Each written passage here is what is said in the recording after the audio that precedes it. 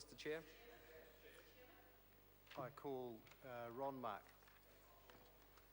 Rise to take a call, and Mr. Chairman, I will take your guidance, and I will try to be new, novel, and creative in our contribution. But I do have to be a tad boring in terms of putting New Zealand First position on the record, and I do remind some of the.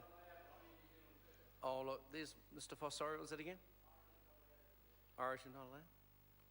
We'll stay with you. I think you should be at home worrying about your next nomination, actually, Mr. Foss, but never mind. But I have to put on the record New Zealand First position, and forgive me if we take a slightly boring line in some aspects, there's some things that we would like to mention with respect to the considerations of the bill. Not a lot I can disagree with, Mr. Chairman, in the summations that have been made already.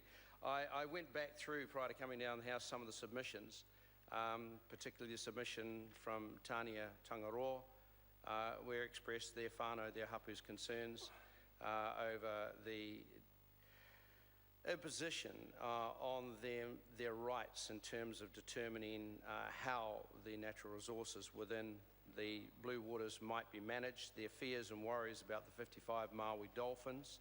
I did listen with great interest to the presentation or the submission from PPANZ or PEPANZ, and I was somewhat mystified, Mr. Chairman, to say the least. It seemed to me that this legislation, or the genesis for this piece of legislation actually lays in the legislation that went through in 2013, which all occurred while I was out of the House, having my sabbatical break as the Mayor of Carterton. And so what I gleaned from those submissions were that the base legislation that was passed in 2013 was flawed. It had holes in it. The responsibility of that is the national government. In fact, the responsibility of that was one Mr. Nick Smith. It injected a problem into the legislation, a problem which the oil industry wanted the government to resolve. Cabinet agreed that the problem was injected in was not their intent.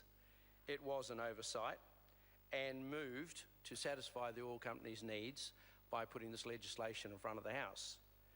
It's interesting to think back, Mr. Chairman, as to where this problem occurred, because in the light of what's happening today, in an attempt to be creative and interesting, one can't escape the obvious conclusion that wherever Nick Smith tends to walk, disaster tends to follow.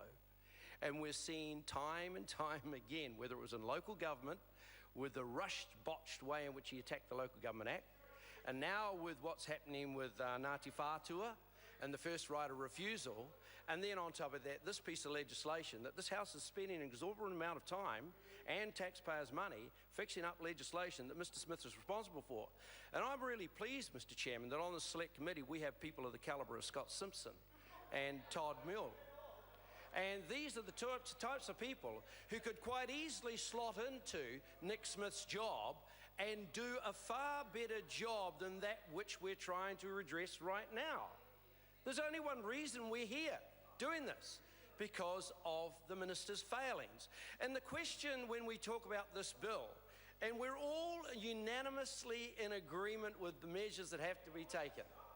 We actually agreed on the amendment to change the application ring consent, the lead time to 9 months. We unanimously agreed on that by sitting and talking it through. Something which the minister himself is not renowned for. Talking through is not what he's widely acknowledged for. He doesn't display the skills as someone who can talk things through, and hence we are fixing his stuff up. So Mr. David Bennett, who will never be in cabinet, in fact Todd Mueller will be there before him, he interjects across the House, but he does it in a very embarrassed way because he's embarrassed for Nick Smith. He's embarrassed for Nick Smith, but Mr. Chairman, I'd only say to Mr. Bennett, you're backing a dead horse. Get on the right horse. Smith's gone. The sooner he's out of his misery, the sooner we'll stop having to pass legislation like this to fix his muck-ups. And I will not actually just stop with Mr. Smith. the oil company, Shell, Todd, need to accept some responsibility themselves. Mr. Chair, Mr. Chair, Mr. Chair, Members, Mr. the Chair, question is Mr. that Chair? clauses 2, 3 and 4 stand part. Those of that opinion will say aye. Those of that opinion will say aye. Those against will say no. The ayes have it. I will report this bill without amendment presently. Members. Point of order, Mr. Chair. Tim McIndoe. Could I just make the point, Mr. Chair, that you've just put the question when not a single national member who has spoken, despite the fact that several national members were seeking the call. Well, not too slow, because they've sought the call before and been overturned. I take the member's point. However, the question has been put. The debate was becoming repetitious. I take the point that the national members didn't receive a call. I take it they're not upset that the matter has now moved on, and we're now about to debate the Environmental Reporting Bill. I just Dr. note Megan, that you put that parts 2, 3 and 4 of this bill, but there are clauses 2, 3 and 4, but there's actually an additional 3 clauses of the bill of 5, 6 and 7. So I'm just wondering what the Chair's intention